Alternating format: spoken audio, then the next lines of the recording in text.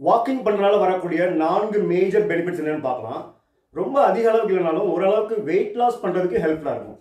Next வந்து aerobic fitness, அதான் ரொம்ப ரொம்ப முக்கியம். ஏரோபிக் ஃபிட்னஸ் அது வந்து வாக்கிங் ஸ்பீட் நல்லா இருந்துச்சுன்னா அந்த ஏரோபிக் ஃபிட்னஸ் இம்ப்ரூவ் ஆக வாய்ப்பு இருக்கு. அடுத்து வந்து லாஞ்சிவிட்டி, நமக்கு நீண்ட ஆயுள் கிடைக்கிறதுக்கு ஹெல்ப்ஃபுல்லா இருக்கும். நான்காவது வந்து கைனடிக் எனர்ஜி, நம்ம உடல் இயக்கத்தை வந்து அது இம்ப்ரூவ் பண்ணும், நம்ம டிசீஸ்லாம் வராத அளவுக்கு நம்மளை பாதுகாக்கும்.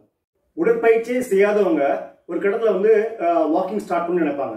அதுல 2 குரூப்ஸ் இருக்கு. ஒரு குரூப் வந்து வாக்கிங் ஸ்டார்ட் பண்ணி அதுக்கப்புறம் அடுத்தடுத்த லெவலுக்கு போறதுக்கு முயற்சி செஞ்சு உடம்ப வந்து மேலும் மேலும் வந்து ஃபிட் ஆக்கிடுவாங்க.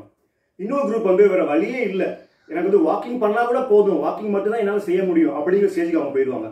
அது காரணம் வந்து altered body composition with disability. இதை பற்றி நான் ஏற்கனவே பேசியிருக்கேன். ஏன்னா நம்ம உடம்புல வந்து ஷேப் மாறுது, நம்ம உடல் இயக்கங்கள் மாறுது, நம்ம மூட்டுகள் எல்லாம் பிரச்சனை வந்துருது, தசைகள் பிரச்சனை வந்துருது, மூவ்மெண்ட்ஸ்ல எரர்ஸ் இருக்குது. அதனாலதான் இப்போ இந்த 2 குரூப்ஸ்க்கு நமக்கு வந்து தேவையான இந்த வாக்கிங் பண்றதுக்கு முன்னாடி என்னென்ன பயிற்சிகள் பண்ணணும், ஒரு 5 பயிற்சி. வாக்கிங் முடிஞ்சதுக்கு அப்புறம் என்ன மாதிரி ஸ்ட்ரெச்சிங்ஸ் எல்லாம் பண்ணிக்கலாம், ஒரு 5 ஸ்ட்ரெச்சஸ். அதை பற்றி இந்த வீடியோல பார்க்கலாம்.